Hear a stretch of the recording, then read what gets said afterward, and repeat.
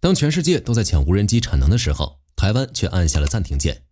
原本規劃在 1.25 兆特別預算中用來本土無人機產業和不對稱戰地建設的大筆預算，在審查過程中遭到凍結和刪減。支持者認為這是監督，反對者認為這是冒險。爭議看起來圍繞的是預算，但真正的問題並不在此，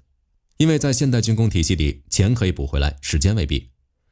如果無人機真的是未來戰爭的重要工具，為什麼偏偏在這個時候踩下剎車？而被凍結的究竟是一筆經費，還是未來幾年的真空？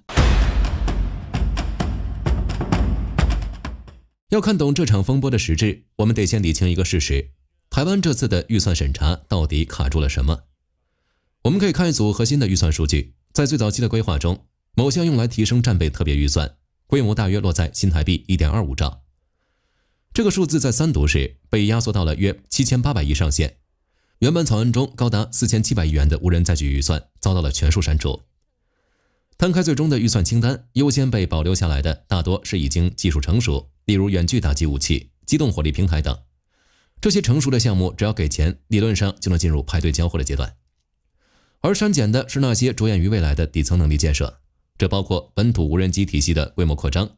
無人水面艇的建制，以及圍繞這些新形態裝備所建立起來的研發、測試、量產與供應鏈能力。凍結和刪減確實有着非常具體的現實理由。回顧過去幾年，無人機專案確實走得磕磕絆絆，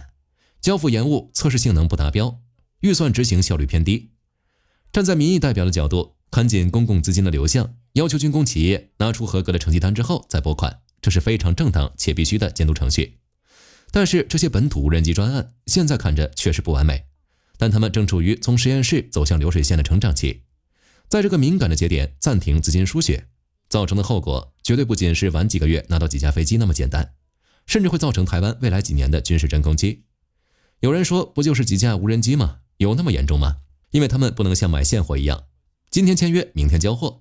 他們需要時間去試錯，需要穩定的訂單去支撐產線，需要有人敢向銀行貸款去擴建廠房。凍結的只是一張報表上的數字，但對一家生產飛控系統的小公司來說，凍結的卻可能是下個月的工資。對剛擴建廠房的零件供應商來說，凍結的可能是即將被抽走的貸款。在現代工業體系裡，流水線一旦停轉，熟練工人就會流失。很多人以為被凍結的只是一個普通的房屋採購案，但在工業體系的運轉邏輯裡，一旦凍結損失的其實是整條供應鏈的產能。這才是軍工產業和普通商業認知之間最大的落差。錢並沒有消失，只要走完程序，預算未來也可能重新撥下來。可到了那個時候，台灣還來得及嗎？在傳統的房屋採購裡，時間往往是最不值錢的東西。一艘潛艦從規劃到下水需要10年，一代新戰機的研發動輒15年起步。按照這種節奏，一個採購專案延審個1年半載，在全世界的專案裡司空見慣。大家早就習慣了這種慢動作，但無人機產業偏偏是一個異類。在這個賽道上，傳統軍工那種以10年為單位的節奏開始被電子系統和軟體迭代不斷壓縮。很多能力的更新周期甚至已經縮到以季度計算。台灣面對的不再是可以用10年去慢慢打磨的先进武器，而是以月為單位迭代的電子消費品。當一個無人機專案被按下暫停鍵，它所經歷的並不是在原地等待，而是在經歷一場技術性死亡。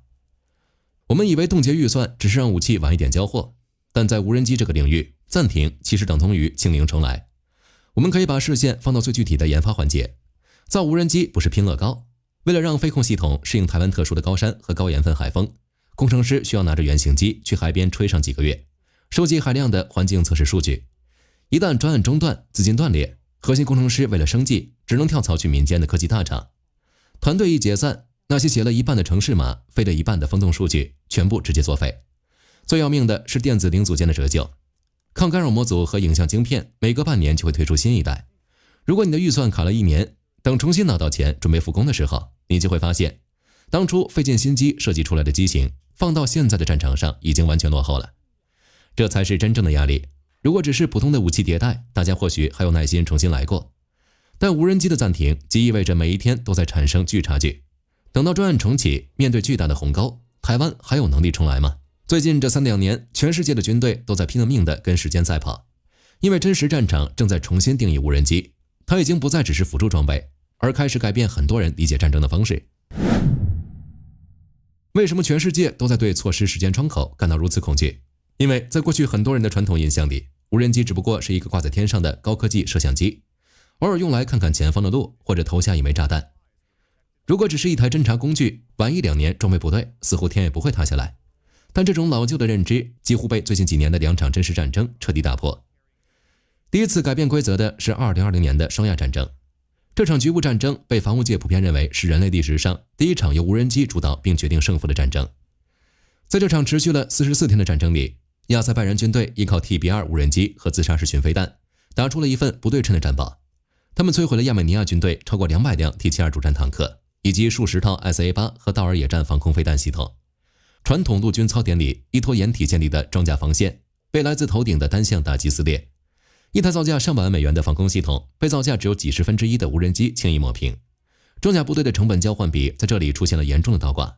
無人機從輔助偵察變成了直接剝奪對手重火力的主力。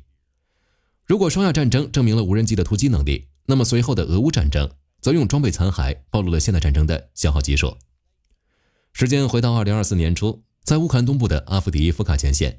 一輛造價高達450萬美元的俄羅斯 T90M 突破主戰戰車正在執行掩護任務。這是俄軍現役最先進的戰車之一，車身披掛着厚重的化石爆炸反應裝甲。但它的結局卻被一架廉價的4軸飛行器改寫了。一架在民用市場採購、造價不到500美元的 FPV 穿越機，綁上一枚老式的 RPG 反戰車火箭彈頭，通過飛手的視距內操作，精準撞擊了戰車的脆弱部位，讓這輛400多萬美元的重型裝備瞬間癱瘓。在長達上千公里的戰線上，這種級別的消耗每天都在上演。根據前線開源情報的統計，交戰雙方每個月消耗的各類無人機數量達到了驚人的10萬架規模。無人機不再是需要被小心維護的飛機，它們退化成了一種像迫擊炮彈一樣打出去就不打算回收的消耗品。很多人以為無人機戰爭比拼的是高科技演算法，是誰的感測器更精密，但這2場實戰給出的答案卻是工業消耗才是決勝戰場的關鍵。決定一場戰役走向的未必是誰擁有最先進的機型，而是誰的工廠能夠每天源源不斷地把新的無人機送上前線。現代戰爭已經從單純的技術競爭演變成了比拼流水線速度的產能競爭。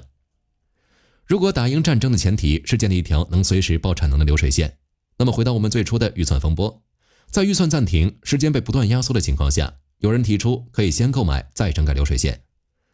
那麼直接花錢去買現成的，是不是一條走得通的捷徑？既然本土的預算和研發專案被按下了暫停鍵，很多人自然會想出一個替代方案。如果不投入本土製造，直接拿着這筆防務預算去向美國、歐洲或者日韓購買現成的成熟產品，行不行？過往在其他型號的裝備上，這確實是一條走得通的捷徑。直接購買現貨，理論上能立刻形成戰力，填補防線的空白。但在無人機這個領域，把希望全部寄托在海外採購上是絕對不行的。因為對無人機產能感到焦慮的絕對不只是台灣。全球都在俄烏戰場上看到了交戰雙方每個月10萬架的消耗數據，各國都在瘋狂地追加訂單，這就導致了歐美主要軍工業的生產線出現了嚴重的擁堵。以美軍現役的彈簧刀等制空型彈藥為例，制造商的產能早就被急單給完全塞滿了。現在拿着現金去海外下單，買到的只是一張排隊等候的號碼牌，交貨的日期從幾個月被拉長到了幾年。在無人機這個賽道上，全世界都在搶現貨，放棄本土的研發與生產線，就等於把自己的防禦體系完全交給了海外工厂的排彈器。這不再是願不願意花錢的問題，當真的需要上萬架無人機來應對危機時，多加多少錢也不可能今天買明天到。即使台灣排在第一優先級，歐美日韓的工廠再快，也遠不如自己造出來的快。本土的專案按下了暫停鍵，海外的現貨面臨着漫長的交付延遲。面對可能出現的防務真空與民間供應鏈斷裂的恐慌，台灣行政體系的第2波特別預算終於啟動。我們首先要面對的是確保台灣現存戰力的絕對安全。對於那些能夠立即形成核阻力的成熟重火力，要進行精密的維護。此外，高層也意識到了局勢的緊迫，相關機構僅用40分鐘就無異議地3讀通過了首批88億元的軍購特別預算，確保了海馬式多管火箭系統與 M109A7 自走炮的頭7款如期支付。同時，全新接裝的 M1ART 主力戰車也已經在新竹展開了夜間戰備偵巡，穩住了傳統的地面防線。軍方針對無人機產業也放棄了過去那種一次性砸下幾千億建大工廠的舊思維，轉而拍板在2025至2030年間以442億的規模分階段化整為零的投入民間市場，甚至還加碼拋出了5年5500億的產業創建條例草案。雖然這些巨額數字依然面臨着嚴酷監督，但其背後的核心邏輯已經非常清晰，那就是徹底放棄由軍方主導的封閉研發，直接將防務需求嫁接到台灣具備全球競爭力的半導體、通訊芯片與印刷電路板的商業供應鏈上。那麼這次補救措施到底效果如何？為什麼有人還說後期補救的代價更大？真相真的是這樣嗎？當本土的專案按下暫停鍵，海外的現貨又需要排隊等待，面對這種雙重擠壓，很多人產生了一種悲觀的情緒。大家都在問，既然原定的產業生長週期被打斷了，後期的補救是不是已經失去了意義？一切是不是已經太晚了？這種擔憂並不是憑空出現的，確實有一部分專家認為，後期補救的系統性代價會非常大。論據核心在於政策的穩定性。現代防務產業的運作高度依賴長期的商業信任，當一筆龐大的預算可以隨時被大規模凍結時，對下游的民間廠商來說，這釋放了一個危險的信號。沒有穩定的預期，企業就不敢去向銀行貸款，不敢提前儲備昂貴的關鍵原材料，更不敢貿然擴建廠房。專家認為，一旦企業對防務訂單的信任破產，即使未來預算重新通過，要把散掉的供應鏈信心重新建立起來，付出的隱性成本往往比當初凍結的數字還要高。客觀來說，這些專家的分析非常有道理，他們指出了防務供應鏈最真實的脆弱面。但如果據此得出現在補救已經來不及的結論，有些過於悲觀。無人機產業有一個非常特殊的屬性，它本質上是一種高度依賴電子零組件的飛行終端。面對前期的延誤和信心的流失，什麼樣的補救方式才是最高效的？最理想的方案不是去死磕那些重資產的傳統軍工生產線，而是把防務需求直接嫁接到已經成熟的民間商業供應鏈上。這正是台灣目前選擇的補救路徑。台灣在晶片製造和印刷電路板供應鏈上有着非常厚實的底子。全台有200多家企業原本就在做民間無人機的系統整合。這些企業平時靠着全球的商業訂單存活，本身的抗風險能力極強。既然原本宏大的防務專案卡住了，那就換一種靈活的打法，用挽救的資金去激活這些民間現有的產能，把民間企業已經跑通的馬達、通信晶片和光學感測模組直接拿來做防務規格的升級。借助商業力量，直接繞過了傳統防務工業需要漫長重建信心的階段，將会大幅度縮短了從頭搭建產線的週期。實事求是地說，這套補救機制啟動的確實晚了一步。之前在審議流程中流失了時間，工廠的信心是實打實的沉沒成本，這部分代價必須承受。但這並不意味着一切都來不及，底層的半導體技術還在，科技產線還正常運轉，防務產能的重啟只差一個時機。這筆補救的資金或許來得遲了一些，但它總歸是到了。只要機器重新開始轉動，一切就還不算晚。路線完成了切換，補救的資金也開始重新籌集。當民間的生產線準備好迎接防務訂單的時候，這場看似即將平息的預算風波卻並沒有完全畫上句號。既然補救的路線已經清晰，那麼接下來的問題就是資金該以什麼樣的方式重新入場。2026年的5月底和6月初，防務預算的審議流程度過了前期的停滯，開始密集放行。在5月底通過了一筆88億新台幣的強化不對稱戰力特別預算，緊接着一項長期的產業規劃也被發布，預計在未來5年內投入超過442億新台幣，專門用來扶持和發展無人機相關產業。資金雖然重新回來了，但並沒有沿用過去那種一次性砸大錢建大工程的老辦法。現在的資金拨付变得更加碎片化，短期急需的防務窗口就用幾十億的特別預算去快速填補，直接向民間廠商下訂單拿現貨。而長期的供应鏈培養則被拆分進了產業計劃裡，按階段分批次去投入。為什麼要這麼做？因為無人機的更新換代越來越像消費級的電子產品，給民間企業下訂單不能一次性買斷未來10年的機型。最合理的做法是邊生產邊測試邊修改。第一批預算投下去，民間廠商造出幾百架，交到前線去飛。收集到真實環境的反馈數据後，廠商再去升級通讯模組和光電鏡頭。接着第二批預算再跟上，採購升級後的版本。從凍結審議到民間供應鏈的介入，再到短中長期預算的分批落地。這場圍繞無人機的資金風波走到今天，其實完成了自我修正。資金的活水現在已經重新流向那些具備技術底子的零組件廠商。實驗室裡的研發人員可以繼續手頭的工作，生產線上的測試機也準備重新升空。